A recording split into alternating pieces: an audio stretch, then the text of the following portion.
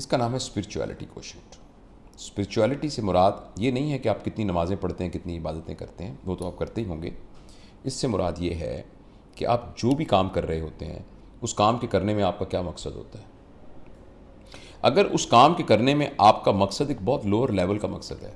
تو آپ کی اسپرچویلٹی بہت لو ہے. اور اگر اس کام کے کرنے میں آپ کا مقصد بہت اعلیٰ مقصد ہوگا تو آپ کی اسپرچویلٹی بہت ہائی ہوگی. آپ کے بچوں نے کیسی زندگی گزارنی ہے اس بات پر دار و مدار ہے کہ ان کے والدین کی زندگی کا مقصد کیا تھا.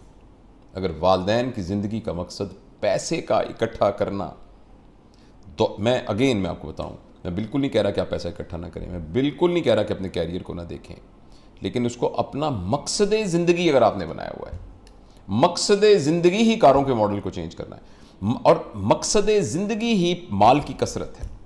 اور مقصد زندگی ہی بنیادی طور پر صرف ان ضروریات کو حاصل کرنا ہے جس کا تعلق جسم کے ساتھ ہے, یعنی کھانا پینا پہننا, اور اسی کے اندر ہی ہم نے اپنے سٹینڈرڈ کو اوپر کرتے جانا ہے. میں آپ کو یقین دلاتا ہوں کہ آپ کے بچوں کو کبھی زندگی میں سمجھ میں نہیں آئے گا کہ انسان جب اس دنیا میں ایز این اشرف المخلوقات آیا تھا اس کی زندگی کا مقصد صرف جسم کی ضروریات پوری کرنے سے بہت بیونڈ تھا. تو میرے اور آپ کی زندگی کا کیا مقصد ہے, اس کے بارے میں سوچئے. ہماری ایک لاسٹ میٹنگ کے اندر جس میں بہت سے بزرگ بیٹھے ہوئے تھے, کیونکہ وہ ایک ری یونین تھی کسی اولڈ کلاس کی جو کہ مجھ سے سینئر تھے ایک میڈیکل کالج میں, لیکن انہوں نے مجھے میرے اس حوالے سے کہ میں یہ جو باتیں کرتا ہوں تو انہوں نے مجھے ایز اے اسپیکر بلایا ہوا تھا. تو اس میں ایسی مجھ سے غلطی ہو گئی اور میں نے کھڑے ہو کے یہ کہا کہ انہوں نے ٹاپک مجھے یہ تھا پرپز آف لائف,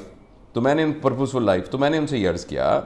کہ بات شروع کرنے سے پہلے میں یہ چاہتا ہوں کہ آپ حضرات, خواتین و حضرات میں سے سب لوگ, میں خاموش ہوتا ہوں, آپ مجھے بتائیے کہ آپ میں سے کتنے لوگوں کو اپنی زندگی کا مقصد پتہ ہے. تو لوگ سوچتے رہے, چہروں کے رنگ تبدیل ہوتے رہے, لیکن میرے لیے بہت ہی, اور اس کے بعد سے میں نے فیصلہ کر لیا کہ یہ کبھی بھی میں کسی ورک شاپ میں یہ کام نہیں کروں. ایک بزرگ کھڑے ہوئے, انہوں نے رونا شروع کر دیا اور مجھے کہنے لگے کہ بیٹا, میری عمر 60 سال ہے, تو ان کی عمر ظاہر ہے بہت زیادہ تھی, اولڈ ایلومنائی کے تھے. کہتے بیٹا میں امریکہ میں رہتا ہوں, میں وہاں آرتھوپیڈک سرجن ہوں, اور جو کچھ میرے پاس ہے اس کا ہم سوچ بھی نہیں سکتے. زندگی میں پہلی دفعہ مجھے خیال آیا ہے کہ مجھے تو پتہ ہی نہیں میری زندگی کا کیا مقصد ہے. تو آپ بھی اپنے دل میں سوچ کے دیکھیے کہ آپ کی زندگی کا کیا مقصد ہے. اور بہت دفعہ جب ہم لوگوں سے پوچھتے ہیں کہ آپ کی زندگی کا مقصد کیا ہے, وہ کاغذ پہ لکھتے ہیں, تو وہ مقصد اس قدر زیادہ مٹیریلسٹک ہوتا ہے کہ اس کو کسی طور پر ایک ہائر پرپزفل لائف کے زمرے میں آپ لا ہی نہیں سکتے. اور جب آپ اس کو ایک گھوڑے کی لائف سے یا گدھے کی لائف سے کمپیئر کرتے ہیں تو یہ پرپز گھوڑا اور گدھا ہم سے بہتر طریقے سے انجام دے رہے ہوتے ہیں. تو اس لیے میں سوری میں تھوڑا سا ذرا سخت میرا لہجہ ہوا, اللہ تعالیٰ مجھے بھی عمل کی توفیق دے کہ ہمارا مقصد زندگی صرف جسمانی ضروریات سے متعلق ہے. یہ ہمارے مقصد زندگی میں اس سے بڑھ کر کچھ اور ہے, ہمیں کچھ اور کرنا ہے. اگر بچوں کو اپنے والدین اس مقصد زندگی پر عمل کرتے ہوئے نظر آ رہے ہوں گے تو بچوں کے اندر آٹومیٹیکلی مٹیریل کی محبت کم ہوگی, مٹیریل کو وہ ضرورت کے درجے میں سمجھیں گے, اور بڑے پرپز کے لیے وہ اپنی زندگی, اور اندازہ لگائیں کہ ایک بچہ اس کی زندگی میں شروع میں ہی ایک بڑا مقصد ہو تو آپ دیکھیں گا کہ اس کی انرجیز کتنی زیادہ ہوں گی, اس کا انٹلیکٹ کتنا گرو کرے گا, اس کی ایموشنلٹی کتنی سٹرونگ ہوگی, اور وہ معاشرے کے لیے کتنا مفید ہوگا. اور وہ پیسہ, جس پیسے کو ہم کہہ رہے ہیں چھوڑ کے بڑے مقصد کی طرف جائیں, وہ پیسہ نوکر بن کے اس کے پیچھے پیچھے آئے گا. آپ کا بچہ اگر پوری دنیا کو تبدیل کرنا چاہتا ہے تو آپ کے خیال میں بھوکا مرے گا. اس کے پاس اتنا پیسہ ہوگا کہ یہ ڈاکٹر انجینئر وغیرہ کو خیال بھی, یعنی سوچ بھی نہیں سکتے کہ اتنا. میں یہ نہیں کہہ رہا کہ اپنے بچے کو ڈاکٹر انجینئر نہ بنائیے, میں یہ کہہ رہا ہوں